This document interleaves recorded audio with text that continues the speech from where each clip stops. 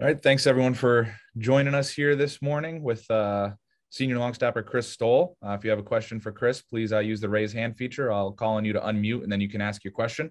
We'll start with Tyler Donahue. Go ahead, Tyler. Hey, Chris. Good morning. Thanks for your time. Good morning. What were the vibes like at team facilities on Sunday when the team regrouped? And what does 3-0 feel like around those facilities right now? The vibes are great. I think we were all excited to go 1-0 again against a big-time SEC opponent. Obviously, kind of Sundays are the time to recap the game, go over corrections and what we need to do better and what we did well, and then it's time to move on to Villanova. So I think we enjoyed the win like we always do, and now we're on to Villanova. Again, if you have a question for Chris, please use the raise hand feature. I'll call on you to unmute and you can ask your question. Go ahead, Tyler. So week one, obviously some issues on the extra point, on the field goal attempt that was inside. That's been worked out, it seems. What was the big, the key corrections you feel like you've made, and how do you feel Jordan Stout is performing as the full-time field goal guy this year? Yeah, so I actually take full responsibility for him missing that extra point. It's kind of my job to get the laces back to where they need to be to make the holder's job easier. And I was having some trouble with the laces, getting them straight back to where they need to be. So that's on me, totally on me. I think Jordan is the best kicker, punter, kickoff guy in the country. He can 100% do all three. So obviously I got the laces more corrected week 2 and week 3, and you can see the success that he's been having. So I see that success continuing, and continuing to have a great season. Daniel Gallen, followed by Donnie Collins. Go ahead, Daniel.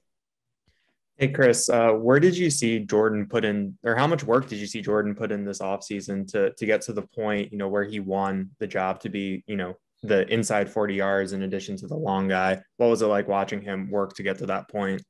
Well, as his roommate, I get to see what he does, every day, inside and out. And he put in work every day, even on the weekends, when most guys in college want to go out and enjoy themselves before the season. He was always going to get extra kicks, punts, kickoffs, you name it, he was doing it. It really shows, obviously he's our special teams captain. People know and respect him and the work he's put in. And it's really cool to see how he's progressed, even from last year where he was an amazing kickoff guy and the long field goal guy, the punter. He's become exponentially better just in this offseason going into this season. Donnie Collins, Tyler Donahue, you're on deck. Chris, what are some of the things he's done to kind of take care of his leg, to kind of help with that pitch count, so to speak, and not wear himself out so early? Yeah, so every day after practice, he's getting extra what we call regen, which is just hot tub, cold tub work. He's doing extra stretches every day, doing what we call supple line with our strength coach, Coach Al. Just really kind of, as you said, taking care of the leg.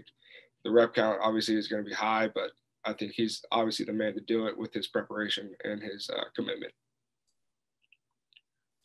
Tyler Donahue, Donnie Collins, you're on deck. Go ahead, Tyler. Yeah, I mean, how did Jake Pingar react and respond and carry himself in these last few weeks after losing grips on a job that he had for 3 consecutive years? Jake responded like an ultimate teammate. I mean, he's been the most, competitive guy I've ever known. Him and Jordan have always been going back and forth in practice, and all he did was support Jordan and support everyone else in the specials group. He's a great guy with that. Obviously, he's still continuing to work and continuing to get better for in case an opportunity comes, but he's been the best teammate that anybody could have asked for Jordan and the rest of the specs. Donnie Collins. Chris, how have you gotten better as a long snapper, and how have analytics kind of helped you? So, some of the statistics, the times, things like that on the snap. How has that helped you kind of get better? Yeah, just knowing kind of where I'm at, comparing myself to where I was previously. Obviously, coming out of high school, he was very slow and wasn't as accurate as I am now. And obviously, just getting stronger in the weight room. I'm a 5th-year senior. I've gotten 5 years with Deej. It's helped tremendously. The biggest thing I've improved on is my blocking, being able to snap and block either the right A gap or the left A gap. Obviously, that's what snappers have to do at the next level, and I think I've really improved in that aspect of snapping. Alexis Yoder. Chris, being that you've had so many years around the program, how have you seen yourself develop as a leader over that time, and what kind of responsibilities from a leadership perspective do you hold having so many years around the program? Yeah, I think just being able to see how Blake Gillikin led for 2 years. You know, he was our special teams captain.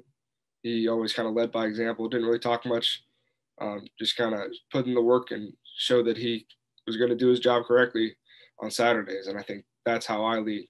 I lead by saying, you know, I'm going to put the ball in the right spot for Jordan and for Jake and for anybody to do their job as perfect as they can.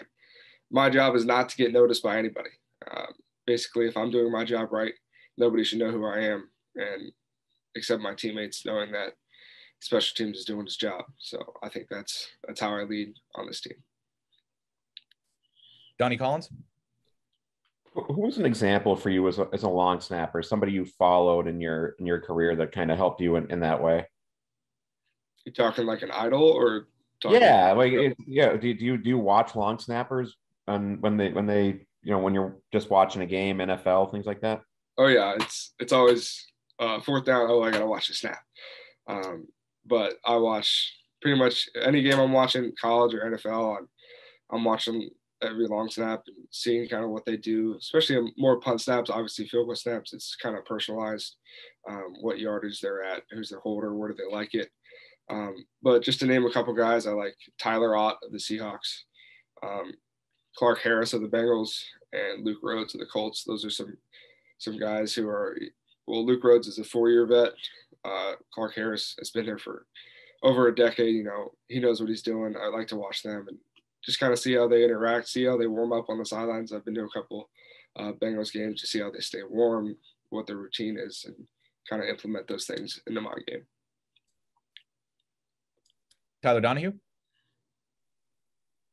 Thank you. I went to school with Clark Harris, by the way. He was a 3-time all-conference tight end, if you can believe it, back in the day. Oh, really? Before he became an NFL long snapper. The other guy I wanted to ask you about, we've been asking everybody about him, I feel like, is Sean Clifford. It sure seems like he sensed that a strong season was coming for him and for the team. But a lot of people were saying, okay, go prove it. Now that Sean's gone out and proven it through a few games, what's the demeanor like, and how is he setting the tone for the team? Yeah, I honestly think his demeanor has stayed the same. He's always been a confident quarterback, always, is a big-time leader of this team. Everyone knows it. Everyone respects him. When he talks, everyone listens. I think he's obviously taken a huge step in the offseason workouts, working even harder, which sometimes I didn't even know was possible.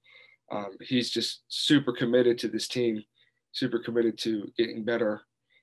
This is his, I think, 3rd offense in 4 years, maybe 4 offenses.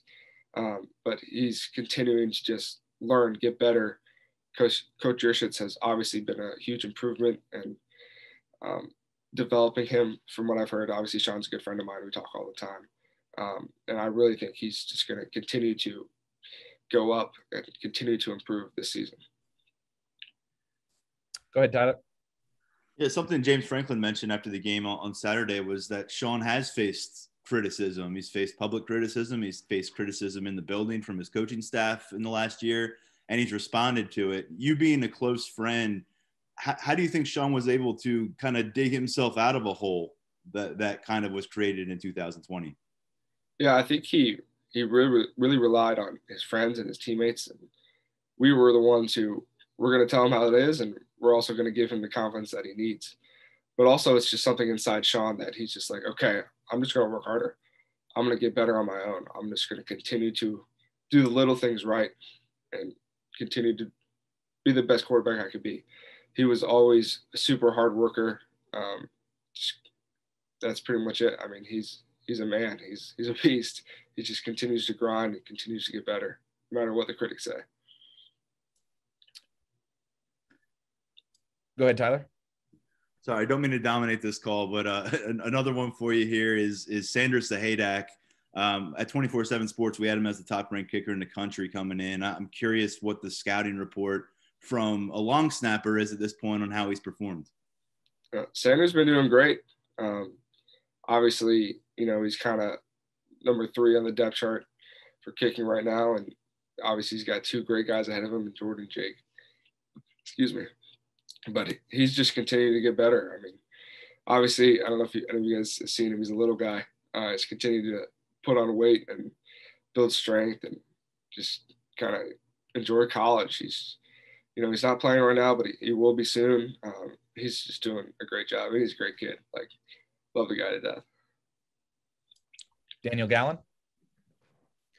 Hey, Chris, I guess it might've been a couple weeks or a couple months ago, Sean Clifford was telling us that Barney Amore told him something about sacrifice that really resonated with Sean. When you have someone like Barney transfer in, what's it like bringing a specialist into the room and kind of, having more guys in there and a guy that can, is new, but can say something that resonates with, the longtime quarterback. Yeah, I think when Barney came in, it's obviously kind of different. He was a 3-year starter at Colgate, graduated from Colgate, and came in. He's an older guy. He knows what's going on. He knows how the specialist room works. He was able to add tremendous value to us. He's a great punter. He pushed Jordan as much as he could. Also a great holder. He gave that opportunity to our team, and really he's just there to help us out. And he's also just a funny guy. If you guys have ever talked to him, he's hilarious. Really smart guy too.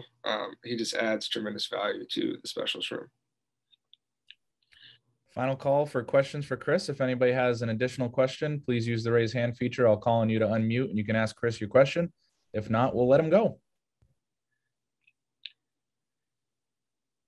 All right. Well, thanks for the time, Chris. Really appreciate it. And good luck this weekend.